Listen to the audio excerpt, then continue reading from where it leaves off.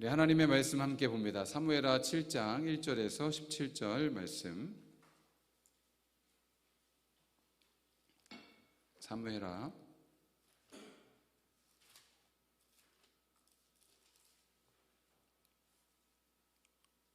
7장 1절에서 17절 말씀, 우리 한 절씩 교독합니다. 여호와께서 주의 모든 원수를 무찌르사 왕으로 궁에 평안히 살게 하신 때에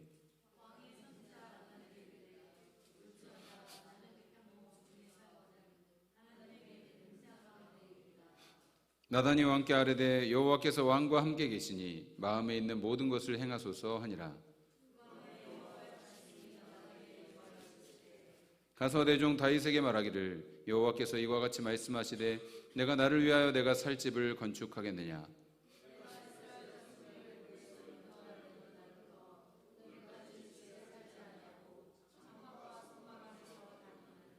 이스라엘 자손과 더불어 다니는 모든 곳에서 내가 내 백성 이스라엘을 먹이라고 명령한 이스라엘 어느 지파들 가운데 하나에게 내가 말하기를 너희가 어찌하여 나를 위하여 백향목 집을 건축하지 아니하였느냐고 말하였느냐.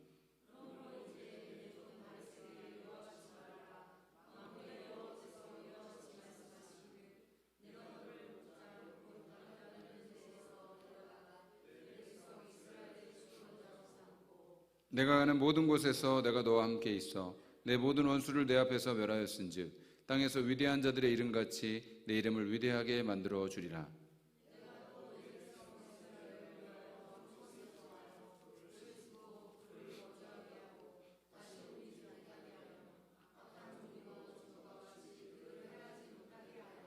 전에 내가 사사에게 명령하여 내 백성 이스라엘을 다스리던 때와 같지 아니하게 하고 너를 모든 원수에게서 벗어나 편히 쉬게 하리라.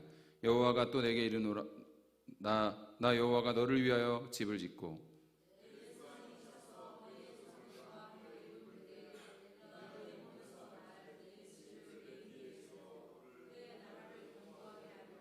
그는 내 이름을 위하여 집을 건축할 것이요 나는 그의 나라 왕위를 영원히 견고하게 하리라.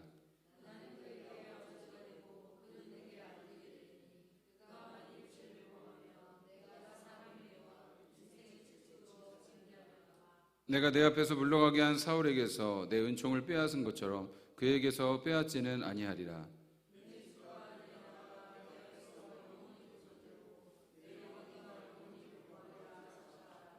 나단이 이 모든 말씀들과 이 모든 계시대로 다윗에게 말하니라. 아멘. 오늘 봉독한 말씀 가지고 내가 짓는 집, 하나님이 세우시는 집이라는 제목의 말씀을 선포할 때에 주님의 크신 은혜가 충만하시기를 간절히 바랍니다. 사람은 누구나 좋은 집에 살기를 원합니다. 내 집이 있어야 마음 편히 쉴 수 있기 때문입니다. 집이 없으면 언제 이사 가야 될지 불안하기도 하고 또 마음이 편하지가 않습니다. 그래서 사람들은 내 집을 갖기 위해 정말 열심히 삽니다. 여러분들도 집 마련하기 위해서 대출금을 많이 갖고 계신 분들도 계실 겁니다. 그런데 지금 우리나라에서 내 집을 마련한다는 것은 보통 사람들에게는 평생을 걸어도 어려운 일이 되고 있습니다. 수도권 아파트 평균 가격이 7억 원을 돌파했다는 뉴스를 보았습니다. 평범한 직장인이 그 정도의 집을 마련하려면 모든 소득을 한 푼도 다 쓰지 않고 집에 쏟아부어야만 가능할 것입니다. 그런데도 많은 사람들은 집을 얻기 위해서 젊은 시절 허리띠를 졸라매고 열심히 살아갑니다. 왜 그렇게 집을 얻고 싶어 하는 것일까요? 집은 곧 안전이기 때문입니다. 세상이 힘들 때, 관계가 어려워질 때 그래도 내가 돌아올 수 있는 자리, 가족이 함께 편히 쉴 수 있는 그 안전한 자리, 그것이 집입니다. 그 안전함을 얻기 위해서 우리는 평생을 바치는 것이죠. 그런데 이상한 일이 있습니다. 그렇게 힘들여서 마침내 내 집을 얻었는데 정작 그 집에서 안식을 누리는 법은 잘 모른다는 것입니다. 안전한 집은 얻었지만 그 안에서 쉬지를 못합니다. 그리고 또 더 좋은 집, 더 넓은 집을 찾아서 또 달려갑니다. 그런데 오늘 본문의 다윗은 달랐습니다.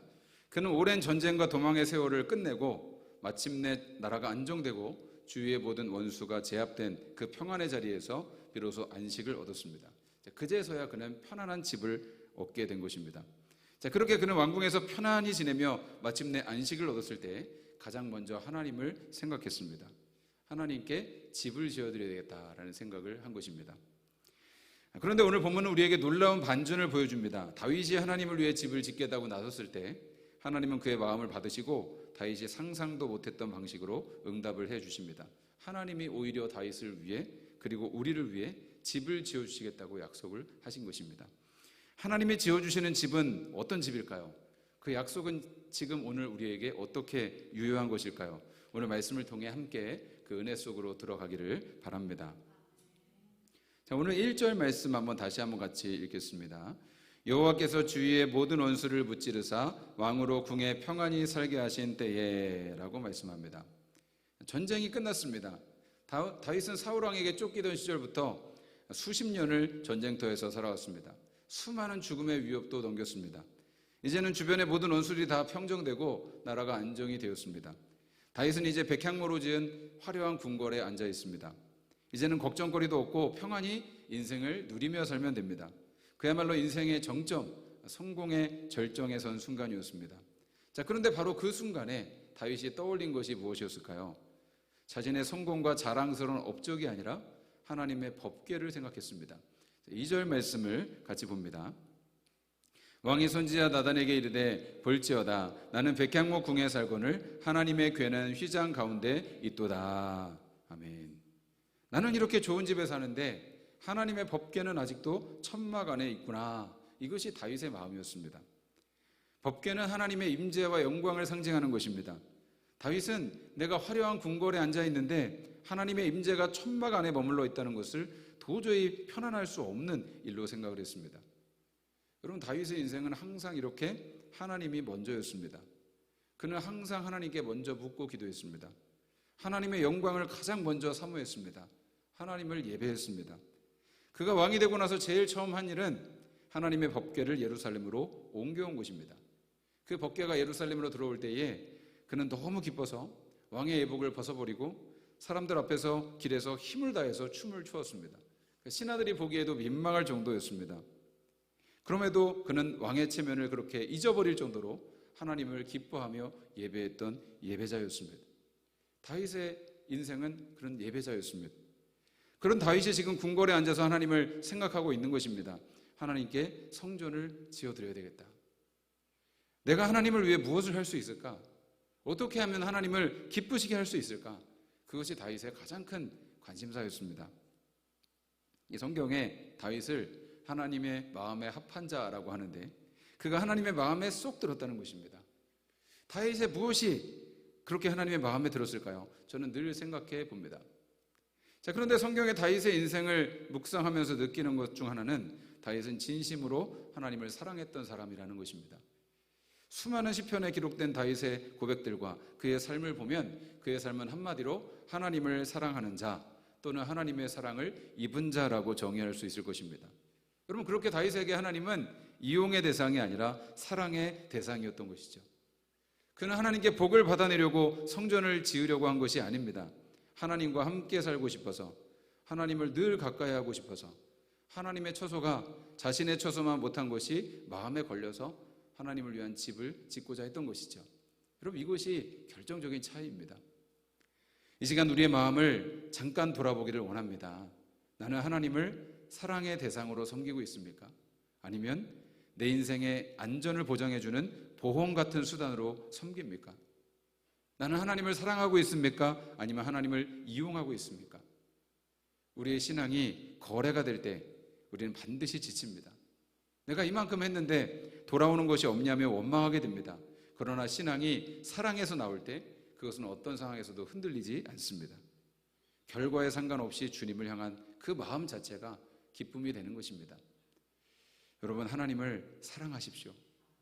여러분, 우리에게 주를 향한 이 소원이 있기를 원합니다. 주님께 드리고 싶은 마음, 주님의 기쁨이 되고 싶은 마음, 하나님 나라를 위한 그 열정이 있기를 원합니다. 하나님께 무엇이든 받기만 하는 자가 아니라 주님께 무엇이든 드리고 싶은 그 마음을 갖기를 원합니다. 하나님은 그 마음을 기쁘게 여기시고 그렇게 주님을 향한 소원을 가진 사람들을 통해서 이 땅에 하나님의 역사를 이루어 가시는 것입니다. 하나님의 여러분 그 마음, 다윗의 열정을 보시고 그 소원을 보시고 그 중심을 보시고 다윗이 상상하지 못할 방법으로 그에게 응답을 해 주시는 것입니다. 다윗의 그 소원을 발견한 나단 선지자는 여호와께서 왕과 함께 계시니 마음에 원하는 것을 다 행하소서라고 했습니다.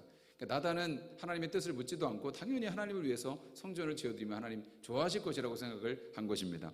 자, 그런데 하나님의 뜻은 그것이 아니었습니다. 나단 선지자에게 하나님께서 말씀을 하시죠. 4절에서 5절 말씀을 봅니다. 그 밤에 여호와의 말씀이 나단에게 임하여 이르시되 가서 내 종 다윗에게 말하기를 여호와께서 이와 같이 말씀하시되 내가 나를 위하여 내가 살 집을 건축하겠느냐라고 말씀합니다. 하나님께서 다윗을 멈춰 세우십니다. 여러분, 사실 이 고대 근동 지역에서는 왕이 신을 위한 거대한 신전을 건축하거나 복원하면 나라가 잘 되고 복을 받는다는 그런 생각이 있었습니다. 그러니까 왕이 신에게 헌신하면 신이 왕에게 보답하는 거래의 신앙이었습니다. 다윗의 마음에도 어쩌면 그런 생각이 없지 않았을 수 있습니다. 그 시대 문화가 다 그랬으니까요. 지금도 그렇지 않습니까? 모든 종교는 다 거래의 구조입니다. 그런데 하나님은 그 거래의 구조 자체를 뒤집으십니다. 다윗아, 내게는 집이 필요한 것이 아니야. 내가 언제 집에 거한 적이 있었니?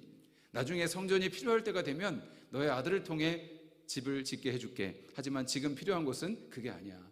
오히려 내가 너를 위해 집을 지어줄게 라고 말씀하십니다. 여러분, 하나님은 다윗의 그 마음을 받으셨지만 그 선한 소원이 다윗의 공로가 되는 것은 막으셨습니다. 하나님의 나라는 인간의 열심으로 짓는 성전 위에 서는 것이 아니라 오직 하나님의 신실한 약속 위에 세워지는 것이기 때문입니다. 자, 8절에서 9절 말씀을 또 한번 볼까요? 그러므로 이제 내 종 다윗에게 이와 같이 말하라. 만군의 여호와께서 이와 같이 말씀하시기를 내가 너를 목장 곧 양을 따르는 데에서 데려다가 내 백성 이스라엘의 주권자로 삼고 내가 가는 모든 곳에서 내가 너와 함께 있어 내 모든 원수를 내 앞에서 멸하였은즉 땅에서 위대한 자들의 이름같이 내 이름을 위대하게 만들어 주리라. 아멘. 다윗아, 잠깐 멈춰. 네가 나를 먹여 살리는 것이 아니라 내가 너를 먹여 살리는 거야. 네가 나를 위하는 것이 아니라 내가 너를 위한다. 내가 너를 여기까지 데려왔고 내가 너를 왕으로 세웠다. 너의 헌신이 내 나라를 만드는 것이 아니라 내 은혜가 너의 인생을 만드는 것이다 라고 주님은 말씀하시는 것입니다. 여러분, 이 말씀이 오늘 우리에게도 그대로 임하는 것입니다. 우리는 가끔 내가 주님을 위해 신앙생활을 열심히 하면 주님께서 나에게 보답해 주셔야 한다는 생각을 할 때가 있습니다. 내가 이만큼 헌신했으니 하나님도 나에게 잘해 주셔야 한다는 마음이 들 때가 있습니다. 그런데 여러분, 한번 생각해 보십시오. 내가 어떤 일을 한들 하나님께서 내게 주신 은혜와 비교할 수가 있겠습니까? 하늘을 두루마리 삼고 바다를 먹물 삼아도 하나님의 그 놀라운 사랑과 은혜를 다 기록을 할 수 없는데 내가 주님께 한 일이 도대체 무엇이간데 그것이 주님의 은혜와 비교할 수조차 있겠습니까? 그러면 하나님은 오늘 우리에게도 같은 말씀을 하시는 것입니다. 네가 나를 돕는 것이 아니라 내가 너를 돕는 것이다. 네가 나를 먼저 찾은 것이 아니라 내가 너를 먼저 찾은 것이다. 네가 나를 부른 것이 아니라 내가 너를 부른 것이다. 내가 헌신해서 하나님 나라가 세워지는 것이 아니라 하나님의 은혜가 나의 삶을 만들어 왔다라는 것을 깨닫는 것이 진정한 헌신의 출발점이라는 것입니다. 하나님은 물론 다윗이 성전을 짓겠다고 하는 그 마음을 기뻐하셨습니다. 그런데 그것보다 다윗을 향한 하나님의 은혜가 훨씬 더 크다는 것을 깨닫게 해주신 것입니다. 여러분, 진정한 헌신은 항상 이렇게 시작이 되는 것입니다. 내가 먼저 하나님께 드려서 하나님이 그 보답으로 무엇을 주시는 것이 아닙니다. 먼저 하나님께서 넘치는 은혜를 주셨기 때문에 그 받은 감격이 헌신으로 흘러나오는 것입니다. 여러분, 지금 하나님께 무엇을 드리려 하고 계십니까? 여러분, 잠깐 그 헌신을 멈추고 서서 하나님이 나를 위해 이미 행하신 것들을 기억해 보시기 바랍니다. 하나님께서 먼저 나에게 주신 은혜를 생각해 보시기 바랍니다. 그 은혜의 기억이 우리의 헌신을 의무에서 감격으로, 노동에서 기쁨으로 바꾸어 줄 것입니다. 자, 이제 하나님은 다윗에게 구체적인 약속을 주십니다. 12절에서 15절 말씀 한번 같이 읽습니다. 내 수완이 차서 내 조상들과 함께 누울 때에 내가 내 몸에서 날 내 씨를 내 뒤에 세워 그의 나라를 견고하게 하리라. 그는 내 이름을 위하여 집을 건축할 것이요 나는 그의 나라 왕위를 영원히 견고하게 하리라. 나는 그에게 아버지가 되고 그는 내게 아들이 되리니 그가 만일 죄를 범하면 내가 사람의 매와 인생의 채찍으로 징계하려니와 내가 내 앞에서 물러가게 한 사울에게서 내 은총을 빼앗은 것처럼 그에게서 빼앗지는 아니하리라. 아멘. 하나님이 세우겠다고 하신 집은 단순한 건물이 아닙니다. 그것은 다윗의 후손을 통해 이어질 왕조를 의미하고요. 궁극적으로는 영원한 하나님의 나라를 뜻하는 것입니다. 여러분, 하나님께서 다윗의 아들을 내 아들로 입양하겠다고 말씀하세요. 자, 그래서 이제 다윗의 후손의 왕들은 하나님의 아들이 되는 것입니다. 그리고 그들이 범죄하면 매로 징계하겠지만 그 은총을 빼앗지는 않겠다고 약속을 하십니다. 자, 그리고 16절에서 하나님 이렇게 말씀하세요. 내 집과 내 나라가 내 앞에서 영원히 보존되고 내 왕위가 영원히 경고하리라. 아멘. 여러분, 이것이 바로 다윗 언약입니다. 그래서 이스라엘 백성들은 이 말씀 때문에 다윗의 왕조는 영원히 끊어지지 않고 영원히 예루살렘 성전은 무너지지 않는다라고 믿었습니다. 그런데 역사적으로 보면 그렇지 않죠. 다윗이 지으려고 했던 그 성전, 훗날 솔로몬이 완공했던 그 웅장한 성전은 결국 BC 586년에 바벨론에 의해서 무너졌습니다. 불태워졌습니다. 또 예루살렘은 함락되어서 백성들이 포로로 끌려갔습니다. 유대인들이 포로 귀환해서 재건한 성전도 AD 70년에 로마에 의해 완전히 허물어졌습니다. 그리고 지금까지도 다시 세워지지 못했습니다. 그러면 하나님의 약속이 잘못된 것입니까? 하나님의 약속을 지키지 않으신 것입니까? 아니요. 하나님이 약속하신 집은 인간의 손으로 지은 건물이 아니었습니다. 성전이 무너진 것은 하나님의 실패가 아니라 하나님의 약속하신 집이 그것이 아니라는 것을 보여주는 사건이었습니다. 하나님이 약속하신 그 영원한 집은 다른 것이었습니다. 신약의 첫 책 마태복음 1장 1절은 이렇게 말씀합니다. 같이 한번 읽을까요? 아브라함과 다윗의 자손 예수 그리스도의 계보라. 아멘. 마태는 이렇게 말하는 것입니다. 하나님이 다윗에게 하신 그 약속, 사무엘하 7장의 그 언약이, 그 약속이 지금 예수 그리스도 안에서 이루어졌다는 것입니다. 이분이 바로 그 영원한 집입니다. 다윗의 자손으로 오신 그 예수 그리스도, 그분이 사무엘하 7장에 다윗의 언약을 성취하신 것입니다. 예수님께서 성전에 가셔서 장사하며 성전을 더럽히는 사람들을 쫓아내시면서 이렇게 말씀하셨습니다. 요한복음 2장 19절 말씀, 이 성전을 헐라 내가 사흘 동안에 일으키리라. 사람들은 이 말씀을 이해하지 못했습니다. 이 성전을 짓는데 46년이나 걸렸는데 사흘 만에 일으키겠다고? 그러나 요한은 설명합니다. 예수님이 말씀하신 성전은 돌로 지은 건물이 아니라 자신의 몸이었습니다. 십자가에서 죽으시고 헐렸다가 부활로 사흘 만에 다시 일어나신 그 몸이 바로 하나님과 인간이 만나는 영원한 집이라는 것입니다. 그럼 우리는 예수님 안에서 하나님을 만나고 예수님 안에서 죄사함을 받고 예수님 안에서 영원한 안식을 얻는 것입니다. 그래서 주님은 마태복음 11장 28절에 같이 있습니다. 수고하고 무거운 짐진 자들아 다 내게로 오라 내가 너희를 쉬게 하리라. 아멘. 예수님이 우리의 영원한 집이 되시는 것입니다. 우리가 그토록 원했던 안정과 안식이 바로 예수님 안에 있습니다. 그리고 더 중요한 것이 있어요. 하나님은 다윗의 가문만 세우신 것이 아닙니다. 이제 예수를 믿는 우리 한 사람 한 사람을 하나님의 집으로 삼으셨습니다. 이제는 우리가 하나님의 성전인 것입니다. 고린도전서 3장 16절 말씀 한번 같이 읽습니다. 너희는 너희가 하나님의 성전인 것과 하나님의 성령이 너희 안에 계신 것을 알지 못하느냐. 아멘. 우리가 하나님의 성전이라는 것입니다. 여러분, 우리가 하나님의 집이라는 것입니다.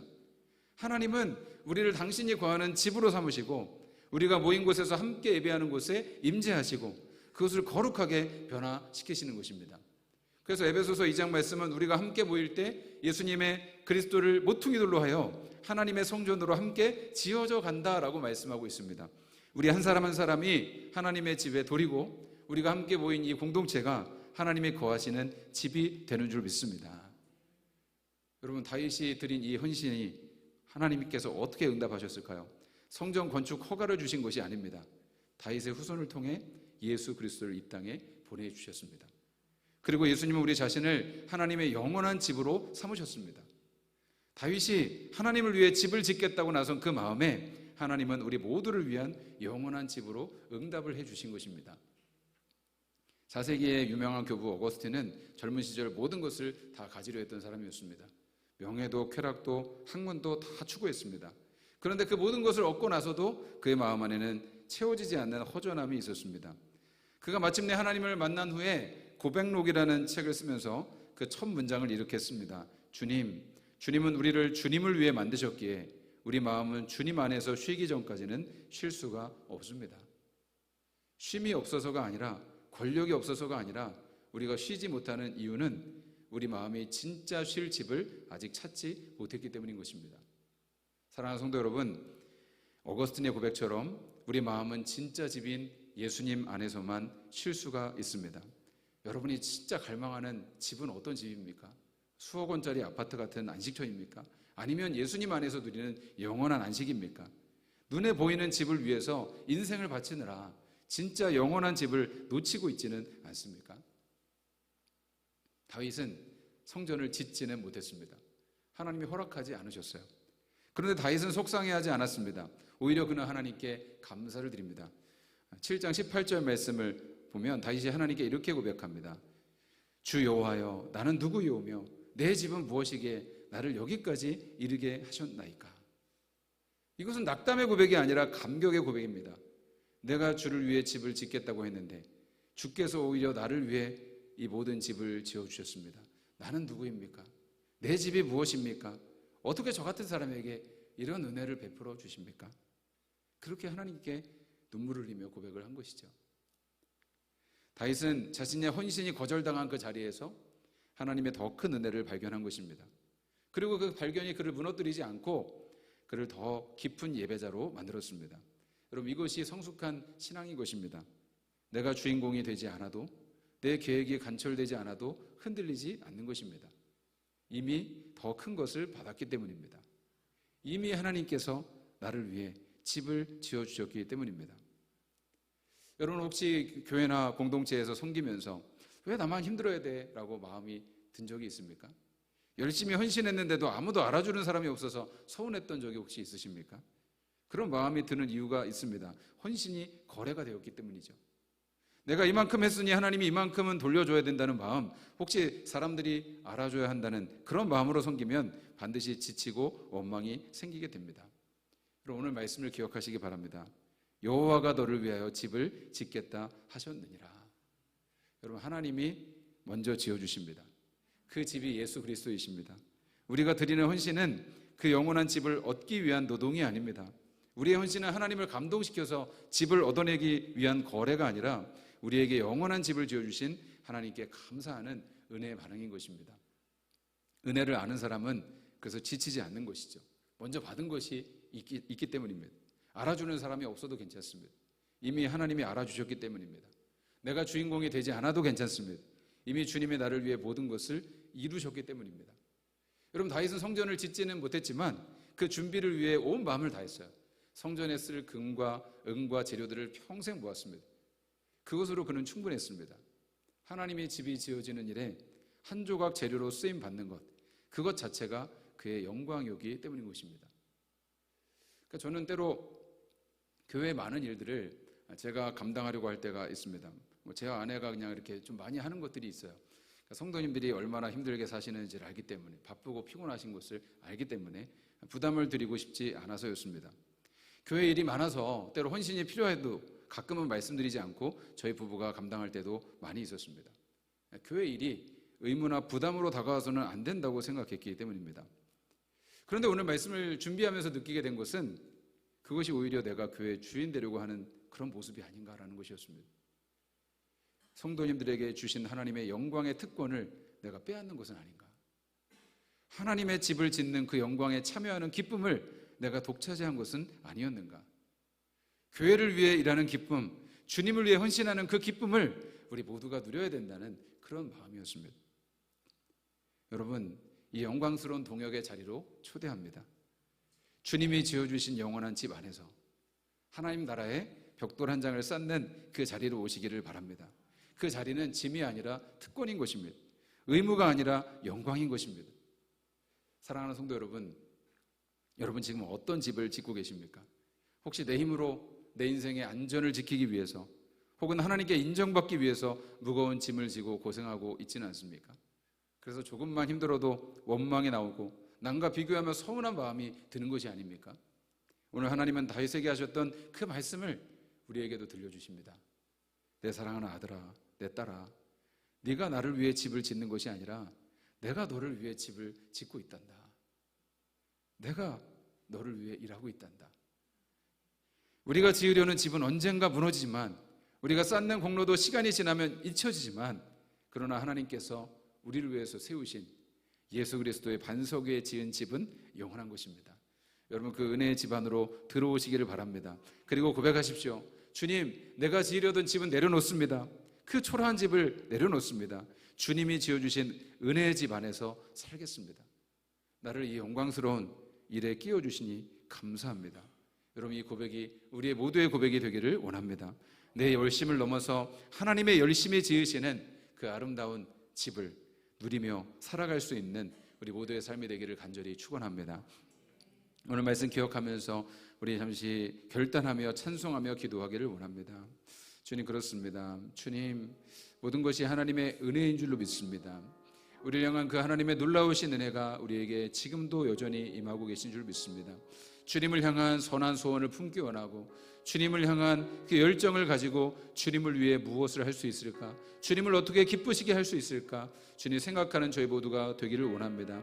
그러나 그 전에 하나님, 우리를 위해서, 내가 주님을 위해서 집을 짓는 것이 아니라 주님께서 나를 위해서 집을 짓고 계시는 그 은혜를 깨닫게 하여 주시고, 주님, 우리를 위해서 보내신 예수 그리스도가 그 영원한 우리의 집인 것을 깨닫고, 그 주님 안에서 영원한 안식을 누리면서 주님을 위해 기뻐 헌신하며 주님을 위해 우리의 삶을 드리며 주님 안에서 살아갈 수 있는 저희 모두의 삶이 되게 하여 주시옵소서. 이 시간 우리 함께 찬양하며 고백하며 기도하며 나가기 원합니다. 나를 지으신 이가 하나님, 나를 부르신 이가 하나님, 나를 보내신 이도 하나님, 나의 나 된 것은 다 하나님 은혜라.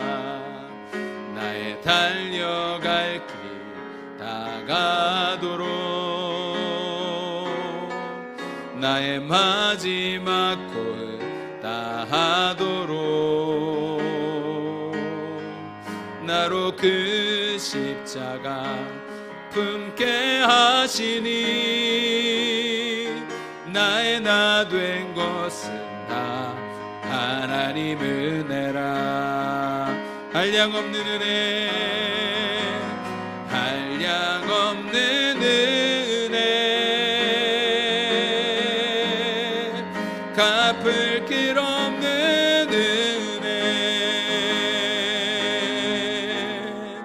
내 삶을 애워 사는 하나님의 은혜, 나 주저함 없이 그 땅을 밟음도 나를 붙드시는 하나님의 은혜, 하나님의 우리 손 높이 들고 고백합니다. 한량없는 은혜, 한량없는 은혜, 갚을 길 없는, 갚을 길 없는 은혜, 내 삶을 애워 사는 하나님의 은혜, 나 주저함 없이 그 땅을 밟음도 나를 붙드시는, 나를 붙드시는 하나님의 은혜. 우리 주님의 이름을 간절히 동성으로 기도합니다.